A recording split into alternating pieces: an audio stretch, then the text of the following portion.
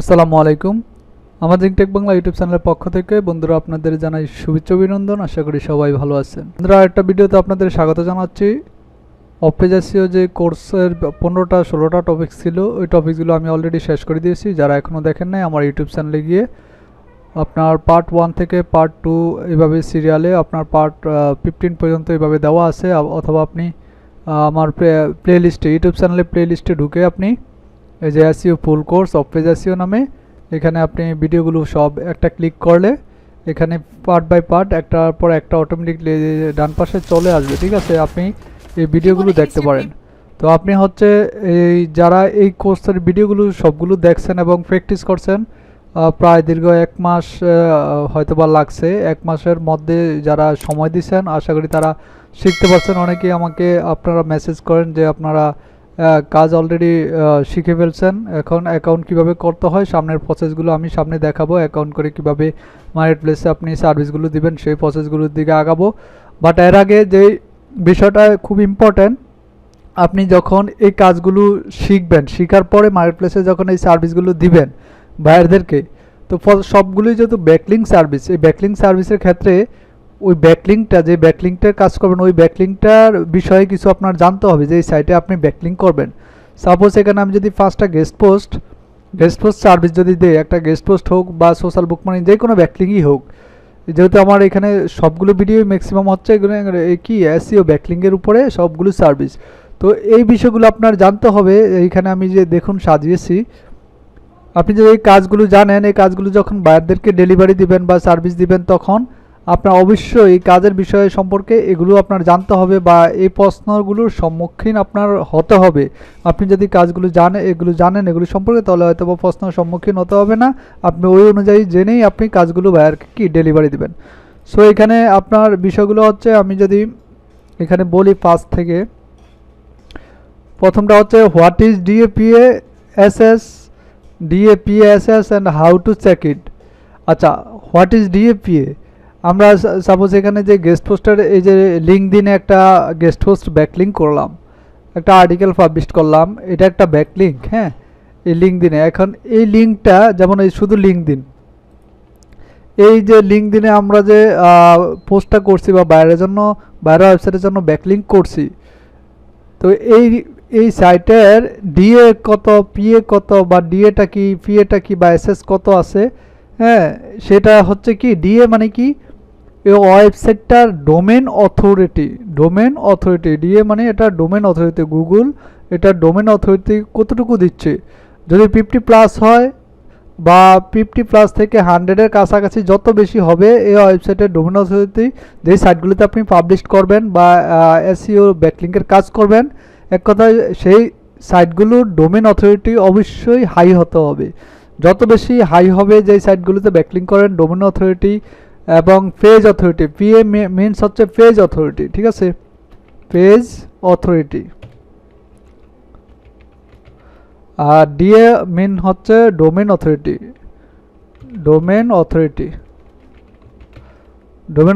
Page authority. আর SS হচ্ছে spam score. এখন বিষয়টা হচ্ছে যেই সাইটটাতে আপনি ব্যাকলিঙ্ক করবেন বাইরের জন্য, যেই ধরনের ব্যাকলিঙ্ক করেন না কেন, আপনার হচ্ছে ডোমেন অথরিটি বেশি হতে হবে। মিনিমাম তো 50+ হতে হবে, কারণ 50 যেগুলো নিচে আছে সেই সাইটগুলো যদি আপনি ব্যাকলিঙ্ক করেন তাহলে বাইরের সাইটটা বেশি একটা র্যাঙ্ক করবে না। ঠিক আছে, তো ডোমেন অথরিটি যত বেশি থাকবে যেই সাইটে ব্যাকলিঙ্ক করবেন ততই বেশি বেটার। এবং ওই ডোমেন অথরিটি যেই সাইটগুলোতে বেশি, ওই সাইটগুলি কিন্তু অনেক সময় অনেক বায়াররা আপনাকে চাবে যে আর তোমার কাছে 70+ অথবা 80+, হ্যাঁ 80+ ডিএ ব্যাকলিঙ্ক তুমি সার্ভিস দাও কিনা। যেমন বলতে পারে প্রোফাইল ব্যাকলিঙ্ক সার্ভিসের ক্ষেত্রে যেমন 80+ ডিএ বায়াররা বেশিরভাগ চায়, বা ভালো আপনার কিছু বায়াররা আছে, হ্যাঁ তারা চায় যে 80+, 90 বা 100-এর মধ্যে, 100-এর কাছাকাছি যেই 90+ যেই সাইটগুলোতে ব্যাকলিঙ্ক করা যায় বা আপনার কাছে আছে কিনা 90+ সাইটগুলো, সেই সাইটগুলো আপনাকে বাইরের কাছে চাবে। যদি আপনার কাছে থাকে আপনি দিতে পারেন, আপনাকে অর্ডার করবো, আদারওয়াইজ অর্ডার করবে না।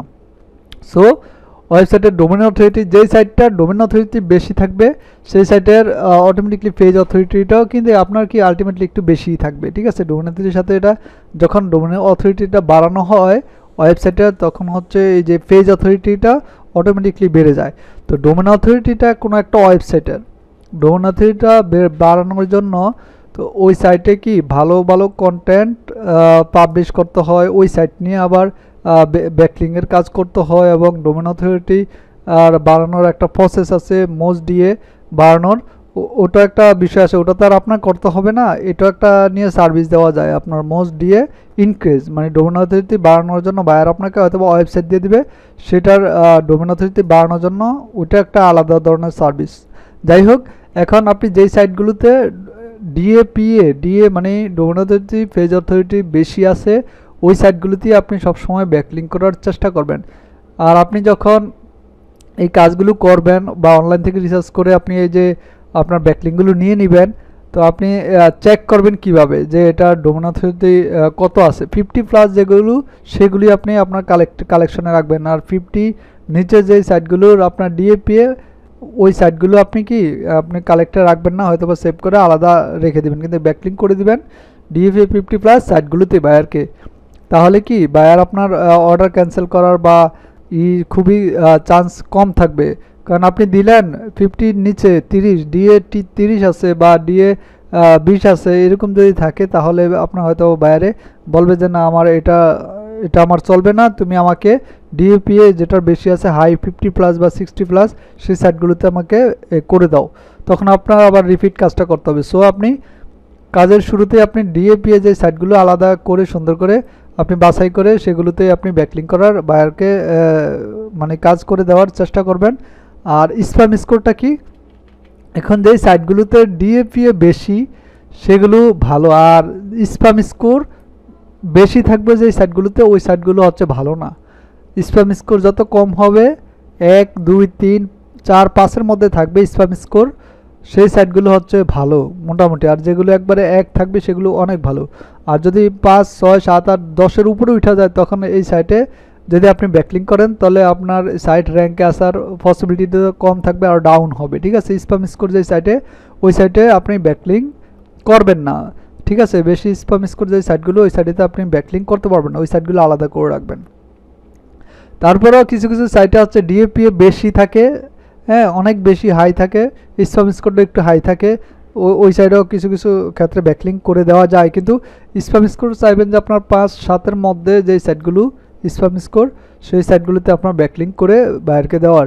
তো এখন আমরা কিভাবে and how to check it, কীভাবে আমরা চেক করব যে এই লিঙ্কটার ডিএ কত আছে, পিএ কত আছে, স্প্যাম স্কোর কত আছে। তাহলে আমরা সহজেই সুন্দর করে আমরা যদি চলে যাই এখানে যদি লিখি ডিএপিএ checker.org বা শুধু ডিএপিএ চেকার লেখা যদি আপনি গুগলে এখানে সার্চ করেন আপনি অনেক সাইট পাবেন ডিএপিএ চেক করে কিভাবে সেই সাইটগুলো। আচ্ছা, ডিএপিএ চেকার আপনি যখন গুগলে লিখে সার্চ করবেন তখন আপনারা দেখবেন এরকম অনেক সাইট আছে ডিএপিএ চেক করার জন্য। এই সাইটগুলোতে আপনি যে কোনো একটাতে গেলে আপনি কি পেয়ে যাবেন। ঠিক আছে, যেমন এখানে যদি আমি ক্লিক করি, এই সাইটটাতে আমি ক্লিক করি, তারপর আরেকটা সাইট ক্লিক করে এখানে করে নিলাম, ওপেন দিয়ে নিলাম। এখন এখানে যদি আমি ওপেন দিই, এটা কই লিঙ্কটা হচ্ছে, এই লিঙ্কটা যদি আমি এখানে পেস্ট করে দেই আর শুধু linkedin.com এতটুকু দিলেই হবে, কারণ হচ্ছে আপনি যে সাইটে ব্যাকলিঙ্ক করেন ওই সাইটের ডিটেলস আপনার জানলেই হবে, আর অন্য কিছু লাগবে না। চেক দিলাম এখানে বসায়া, ডিএপিএ চেকার পরে চেক, হ্যাঁ এখানে দেখুন যে রেজাল্ট আসছে। হ্যাঁ, এই যে আপনার যে linkedin.com এই ইউআরএলটার আপনারা দেখতে পাচ্ছেন কিনা, হ্যাঁ এখন এই ইউআরএলটা দেখুন, এখানে ডিএ আছে 99, 100 থেকে 99 আছে, পিএ আছে 100, মানে খুব হাই। হ্যাঁ, ডোমেন অথরিটি অনেক হাই, পেজ অথরিটি অনেক হাই। হ্যাঁ, টিবি এটার দরকার নেই, কিউবি ফিকে এগুলো আপনার জানার দরকার নেই। এসএস এই যে স্প্যাম স্কোরটা যদি আপনার এখানে আছে 1%, তাহলে মানে কি অল ওভার এই লিঙ্কডিন সাইটটা আপনার ব্যাকলিঙ্ক করার জন্য কি পারফেক্ট। লিঙ্কডিন সাইটে আপনি কি আপনার হচ্ছে সোশ্যাল বুকমার্কিংয়ের কাজটা করতে পারেন, গেস্ট পোস্টের কাজটা করতে পারেন, মানে প্রি গেস্ট পোস্টের কাজটা করতে পারেন। হ্যাঁ, এই ধরনের কাজগুলো আপনি এই লিঙ্কডিন এই সাইটটাতে আপনি ব্যাকলিঙ্ক করতে পারেন। ঠিক আছে, সো আপনার হচ্ছে এই তিনটা জিনিস আপনি কি হয়তো এখন বুঝতে পারছেন বা চেক করবেন কিভাবে সেটা আমি দেখাইলাম। এখন আমি যাই নেক্সট টপিকসে, ডোপোলো অ্যান্ড নোপোলো ব্যাকলিং। এখন কিছু কিছু বায়াররা আপনি যখন ব্যাকলিং করবেন তখন এই লিঙ্কটা কি আপনার ডোপোলো না নোপোলো, ডোপোলো না নোপোলো, তো আপনি ডোপোলো সাইটে সবসময় ব্যাকলিং করার চেষ্টা করবেন। আপনি যখন গেস্ট পোস্ট সার্ভিস দিবেন তখন বায়াররা চাবে যে ডোপোলো গেস্ট পোস্ট আমাকে দাও, নোপোলো দরকার নাই, কারণ নোপোলো গেস্ট তত বেশি আপনার ভালো না। সো আপনার ডোপোলো আপনি গেস্ট পোস্ট সবসময় আপনি দেওয়ার চেষ্টা করুন, এবং বায়াররাও ওই সাইটগুলো চায়। এবং শুধু গেস্ট পোস্ট না, যে কোনো ব্যাকলিং, এই ডোপোলো ব্যাকলিংগুলোই আপনি দেওয়ার চেষ্টা করবেন বায়ারদেরকে, নোপোলো না। এখন নোপোলো ব্যাকলিং আপনি কিভাবে চেক করবেন, সেম একবারে সাধারণ বিষয়। আর আরেকটা বিষয় আমি বলে রাখি বন্ধুরা, এখন হচ্ছে আপনার এই এসইও বা ডিজিটাল মার্কেটিংয়ের যে কাজগুলো, মূলত এই কাজগুলোর জন্য আপনাকে মূলত প্রচুর পরিমাণ ওয়েব রিসার্চের সম্পর্কে ধারণা থাকতে হবে। ধারণা তো প্রথমেই কারো থাকে না, তবে নিজে নিজে করতে হবে। যেমন এখন বর্তমানে হচ্ছে ইন্টারনেটের যুগ, আপনার হাতে সামনে যদি একটা কম্পিউটার থাকে আর কিছু লাগে না, কাউকে কোনো স্যার বা কোনো টিচার বা কারো হেল্প লাগার আমি মনে করি না প্রয়োজন আছে। আপনি ইংলিশ জানেন না, ইংলিশের অর্থ আপনি ইংলিশে ট্রান্সলেটে গিয়ে আপনি ইংলিশটাকে বাংলায় কনভার্ট করেন, আপনি অর্থ পেয়ে যাবেন। আপনি যেমন একটা ডোপোলো নোপোলো ব্যাকলিং কি সেটা আপনি জানেন না, গুগলে গিয়ে সার্চ করেন, আপনি সুন্দর একটা সলিউশন পেয়ে যাবেন। সব কিছুর যা জানেন না এমন কোনো কিছু নাই যে গুগলে সার্চ করলে আপনার সেটা সলিউশন আপনি পাবেন না। অথবা ইউটিউবে যদি আপনি সার্চ করেন গিয়ে, হ্যাঁ, সার্চ বক্সে গিয়ে সার্চ করেন, আপনি এমন কোনো নাই কিছু যে আপনি সলিউশন পাবেন না। সো অবশ্যই আপনার এই বিষয়গুলো আপনার জানতে হবে। আস্তে আস্তে এগুলো মানে পরনির্ভরশীল না হয়ে আপনি চেষ্টা করবেন নিজে নিজে শেখার জন্য। এখন ডোপোলো নোপোলো ব্যাকলিং কীভাবে চেক করে, আপনি যদি সাপোজ সিম্পল বিষয় এখানে হচ্ছে, আপনি যদি লেখেন এই যে ডোপোলো লিঙ্ক চেকার .com এই একটা সাইট আছে, অথবা যদি আপনি গুগলে গিয়ে লেখেন ডোপোলো লিঙ্ক চেকার, তাহলে আপনি দেখবেন এরকম অনেক সাইট আছে। এই যে এইভাবে যে ডিএপি চেকার লিঙ্কসের অনেক সাইট আছে, তো আপনি যদি ওটা লেখেন এইভাবে অনেক সাইট পাবেন। হ্যাঁ, ডোপোলো লিঙ্ক চেকার, দেন হচ্ছে আপনি এখানে লিখবেন অনলাইনে ডিএপিএ, আচ্ছা ডোপোলো লিঙ্ক চেকার, এই যে ডোপোলো লিঙ্ক চেকার .com, এটা যদি লিখেন আপনি চলে আসবে ডোপোলো লিঙ্ক চেকার। এখানে আপনি ওই লিঙ্কটা পেস্ট করে দিবেন, পেস্ট করে দিয়ে আপনি জাস্ট চেক দিবেন। চেক দিলে আপনার এখানে লেখা আসবে this link are probably dofollow. আর যদি নোপোলো আসে লেখা আসবে যে this link probably nofollow backlink, it's bad বা মিডিয়াম গুড, এরকম লেখা থাকতে পারে। তো ডোপোলো লিঙ্ক আপনার এখানে লেখাটা শো করবে, যদিও এই সাইটটা এখন একটু হয়তো বা আসতে সমস্যা করতেছে। তো আপনারা যদি অনলাইনে সার্চ করেন ডোপোলো লিঙ্ক চেকার লিখলে অনেক সাইট পাবেন, ওই সাইটে গিয়ে আপনি চেক করে নেবেন। আচ্ছা, তারপর আমরা চলে যাই হোয়াট ইজ পার্মানেন্ট ব্যাকলিং। বায়াররা চাবে কিছু সময়, আপনার কিছু বায়ার আছে বলবে যে এই যে সাপোজ এই যে গেস্ট পোস্টটা দিচ্ছ বা এই পিডিএফ সাবমিশন ব্যাকলিংটা দিচ্ছ, এগুলো কি পার্মানেন্ট ব্যাকলিং? আপনি বলবেন হ্যাঁ, yes this is permanent backlink. কারণ কিছু সাইট আছে, আপনি যদি ব্যাকলিং করেন ওই সাইটের কন্টেন্টগুলো বা ওই সাইটের ওই পোস্টটা আপনার রিমুভ হয়ে যায়। কিছু সাইট আছে, আপনি যখন করতে যাবেন কাজ তখন হয়তো বা বুঝবেন, দেখা গেছে 1 মাস বা 2 মাস পরে আপনার এই পোস্টটা অটোমেটিকলি ডিলিট হয়ে যায়, অথবা আপনার অ্যাকাউন্টটা ব্যান্ড হয়ে যায়। সো আপনি যদি অ্যাকাউন্ট করার সময় যেই সাইটে পোস্ট করেন ব্যাকলিং করার জন্য, ওই সাইটটা আপনি অবশ্যই আপনার জিমেল অ্যাড্রেস দিয়ে ভেরিফাই করে আপনি কাজ করবেন, তবে আপনার অ্যাকাউন্টটা হয়তো বা বেশি দিন টিকবে আমি আশা করি। আর what is paid guest post,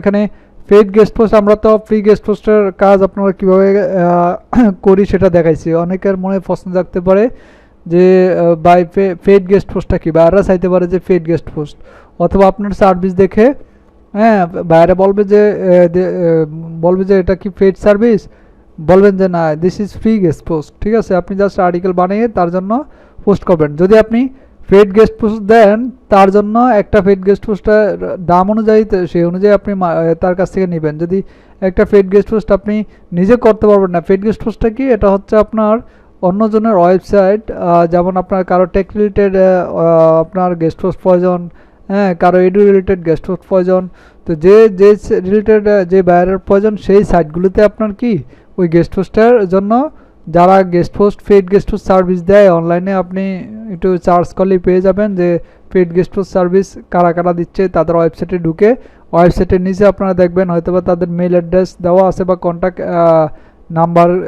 number না, বিশেষ করে মেইল অ্যাড্রেসগুলোই দেওয়া থাকে প্রত্যেকটা আপনার ওয়েবসাইট যারা পেইড গেস্ট পোস্টের সার্ভিসগুলো দেয় তাদের সাথে কন্ট্যাক্ট করে নেবেন। তারা আপনার একটা কন্টেন্ট পাবলিশ করবে কত ডলারের বিনিময়ে, সেটা আপনি তার সাথে কথা বলে নেবেন। আপনি যদি $5 নেন তার কাছ থেকে, সো আপনি বাইরের কাছ থেকে নেবেন $10। বিষয়টা হচ্ছে এরকম।